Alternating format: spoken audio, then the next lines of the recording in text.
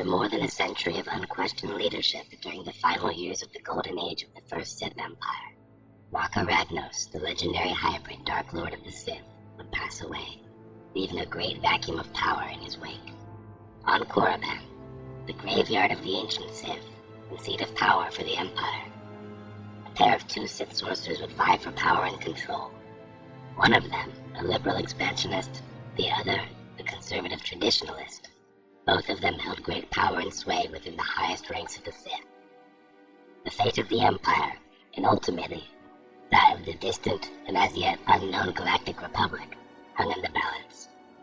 These Sith Lords were Naga Sadow and Ludo Kresh.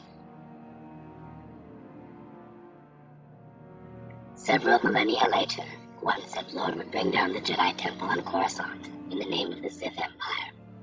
A brutal and skillful warrior, he was a devastating sight to behold on the battlefield. 3,500 years later still, one Sith Warrior would do the same when he attacked the Jedi Academy on Ossus, more than a century after Palpatine's rule had ended. It is now time to analyze each of these key figures in galactic history to determine who would be victorious in the conflict for domination of the Sith Empire. Are you ready? Let's begin.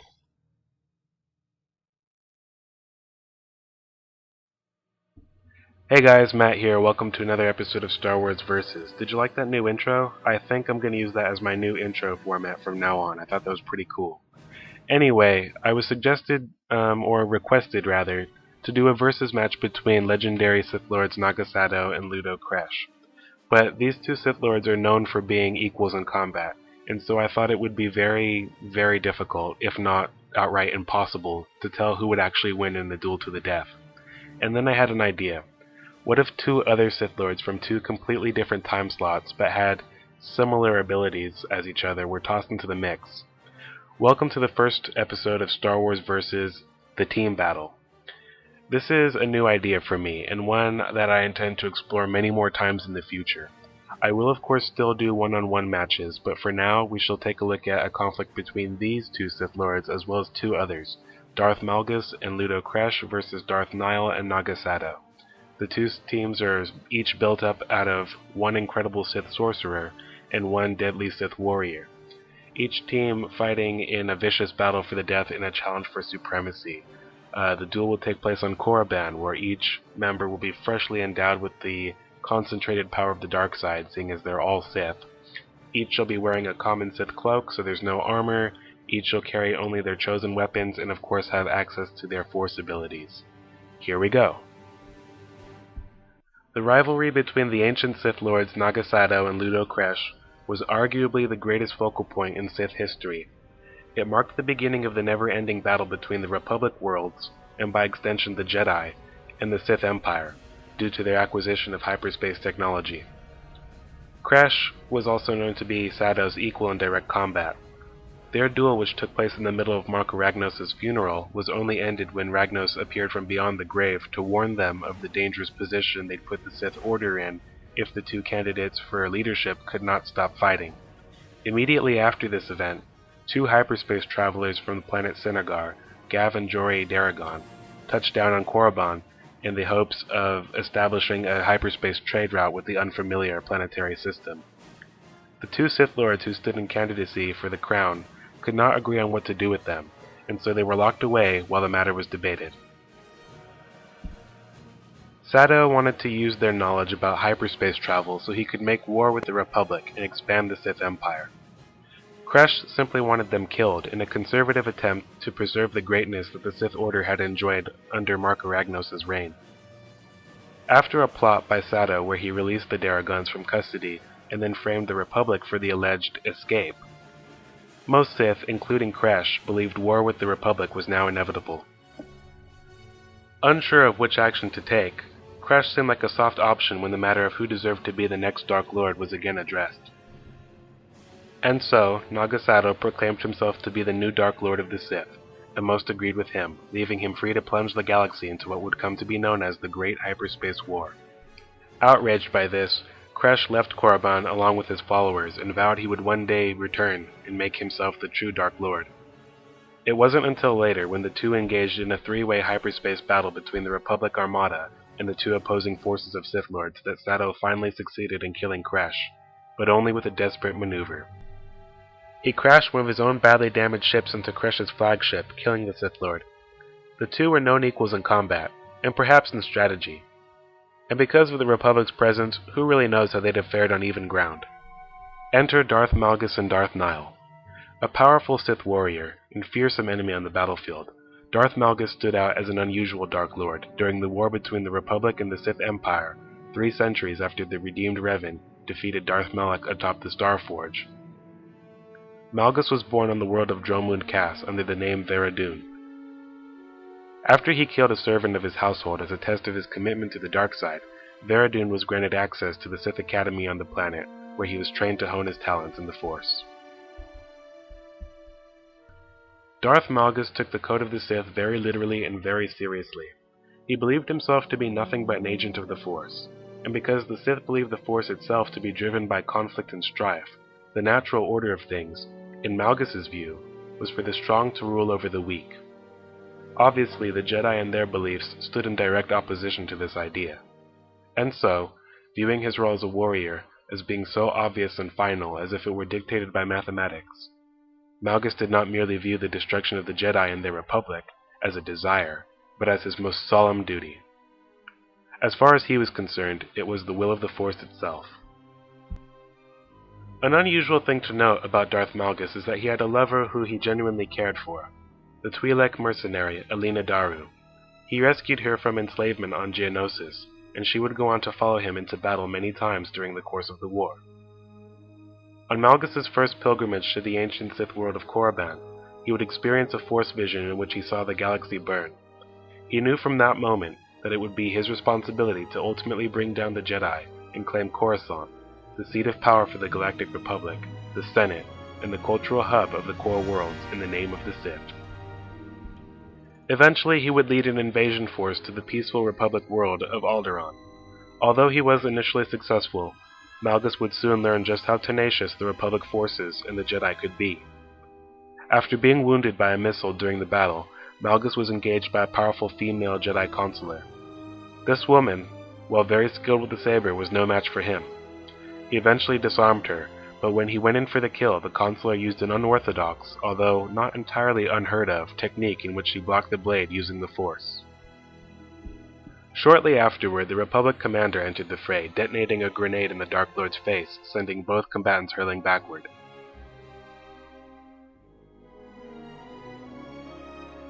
As Malgus rose to his feet, he was attacked with an extremely powerful Force blast from the Jedi. Malgus managed to create enough of a Force barrier to shield himself from her second blast, which tore through his defenses and launched him into the shattered rubble of the small mountain. Though his injuries were severe, he would survive and manage a near-complete recovery. Though he would be confined to a protective mask for the rest of his life due to the wounds he'd received from the combined missile, grenade, and Force attacks. 28 years later, Malgus would enter the Jedi Temple and confront the Jedi on their own turf. Along with a bounty hunter, his mercenary wife, and a company of Sith Lords, Malgus engaged the Jedi who were led by Master Ven Zalo. Throughout the fight, Malgus demonstrated his ferocity and skill as he mowed down many Jedi Knights before battling the Master himself. During this confrontation, Malgus, propelled by his anger and strength on the dark side, fought with a fury and bloodlust that went unmatched by any of his fellows. Though Ven Zalo put up a good fight, he was ultimately defeated by Malgus, who had realized his decades-long vision at last. He had taken the Jedi by storm, and left the world of Coruscant defenseless as the Sith Armada sacked the planet for the glory of the Sith Empire. Malgus himself, lacking the patience for the politics and power games played by his contemporaries on the Dark Council of Sith Lords, left the fighting on Coruscant and returned to the front lines with his armies where he believed he belonged. He would go on to win many more worlds for the glory of the Sith Empire throughout the war. Jumping ahead now, more than 3,500 years later, Darth Nihil, a member of the Nagai race, served as a Sith Lord under Darth Krayt's One Sith Empire. Serving as a hand, or direct subordinate, to the Dark Lord himself, Nihil was dispatched only for the most dangerous and important of missions. One such mission was the assault of the Jedi Academy on the planet Ossus. There he displayed his prowess in combat when he killed many Jedi, disarmed figuratively and literally the Jedi Master Wolf Sazin, and killed Cole Skywalker, the father of Cade Skywalker. Unlike most Sith Lords during this time, Nihil was not born into the Order on Korriban. On his homeworld of Nagi, he was once a warlord where he, in a similar fashion to the great Sith Lord Darth Bane, managed to develop his Force talents on his own and use them to repeatedly lead his men to success in battle after battle. Eventually, he would be found by the visionary Dark Lord of the Sith, Darth Krayt, who saw potential in him. But during this era, a divergence existed between Sith who were born on Korriban and raised in the Dark Arts from infancy, and those who were found later in life.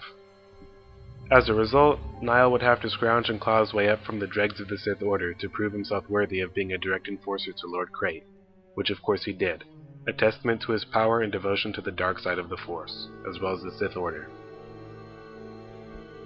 So now that we all know who's who, let's get a rundown of what each figure was capable of. Neither Naga Sato nor Ludo Kresh used a lightsaber. Instead, they both used Sith War blades.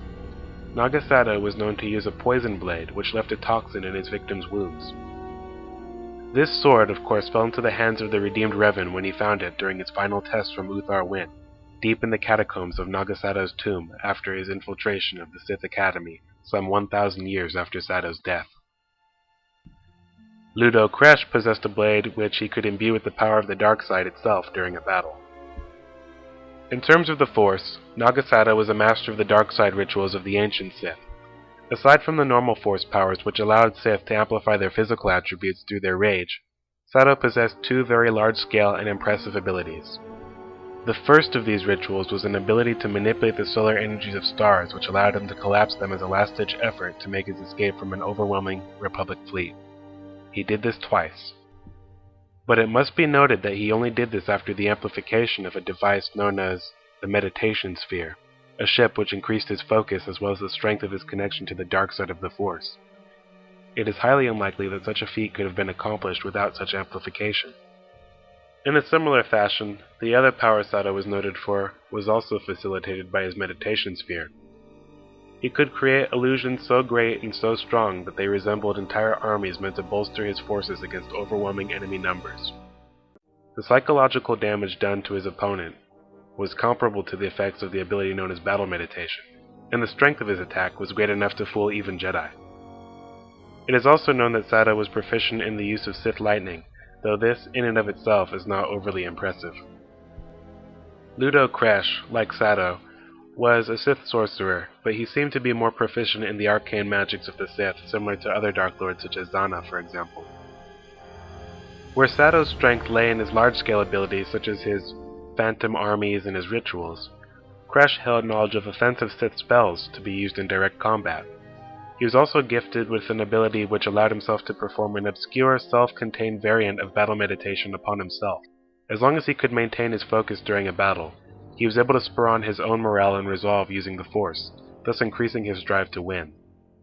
He also held knowledge of Sith alchemy, having had experience in it enough to create protective talismans.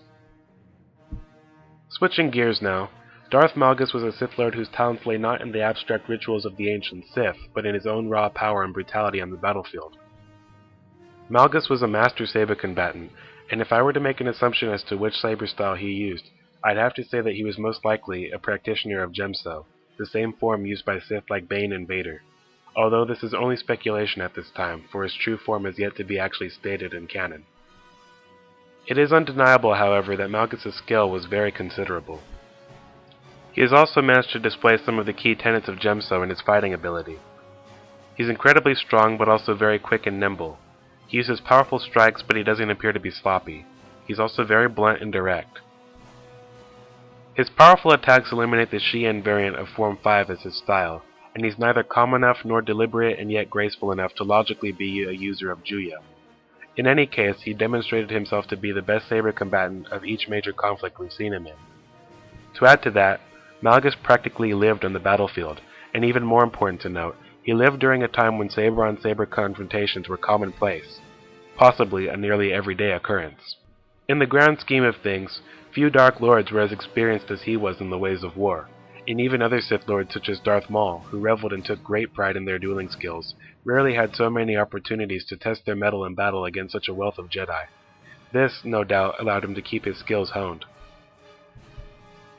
In terms of the Force, Malgus was also among the strongest of his day, or at least considered himself so. While he was not a Sith Inquisitor, and therefore focused mainly on his saber technique, he was not to be underestimated in matters of the Force. Capable of using Force lightning as well as Force choke in the midst of battle, he also proved himself to be capable of correctly interpreting Force visions. He also proved himself to be capable of drastically increasing his physical strength through the Force, evidenced by when he kicked Vanzello and sent the latter flying for several meters. And of course this demonstration was followed by an impressive and savage display of the telekinetic saber throw ability. It has been argued that he was not as strong in the Force as were other Sith Lords due to the way in which he was defeated on Alderaan. However, I believe this defeat should be mainly attributed to the fact that he was unprepared for the Jedi's attack. He had just had a grenade blown up in his face. That he recovered as quickly as he did is impressive in and of itself. That he managed to mount a defense strong enough to save his life after her second powerful blast, while in such condition, is even more impressive. Darth Nihil's abilities were not dissimilar to Lord Malgus's. He too proved himself to be an exceptional warrior, and strong enough in the Force to rise through the ranks of the Sith, who had been raised from birth in the ways of the Order. He was powerful enough to slay a member of the Skywalker lineage, although it should be noted he did not challenge the Jedi Master on his own, and so it's unknown whether he could have defeated him had the two dueled in fair combat. He also demonstrated his skill with Force Lightning and Force Choke, and was the owner of a long-handled, single-bladed saber staff. He was good enough to defeat many Jedi Knights and Masters, and was also able to defeat Cade Skywalker on one occasion. In their rematch, however, Cade proved himself to be the better combatant. So in the end, what we've got here are two very evenly matched teams vying for domination here. Naga Sato and Ludo Crash were equals in every sense of the word. So what it comes down to here are their two similarly skilled and reputable teammates. And while I do believe that Darth Nihil was a very exceptional and skilled master of the dark side, I have to say that Darth Malgus was probably the stronger of the two. Nihil's most impressive kill was that of Cole Skywalker, but he attacked him along with a horde of lesser Sith Lords at his disposal.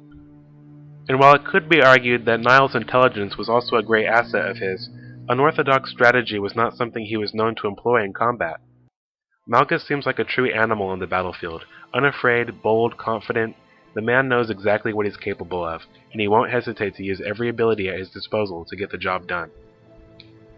Additionally, Nihil lived in a time where Jedi were once again on the brink of extinction, and enjoyed a 7-year period of stability after his assault on Ossus. Malgus was probably much more used to fighting than was his opponent, and given the similarity of their displayed Force abilities and histories thus far, I'd have to say that it comes down to the physical here. And from where I'm standing, Malgus seems to have Nihil outmatched in that department. So here's how I think it would break down. Ludo Crash and Naga Sato would engage in their duel, but would of course be evenly matched.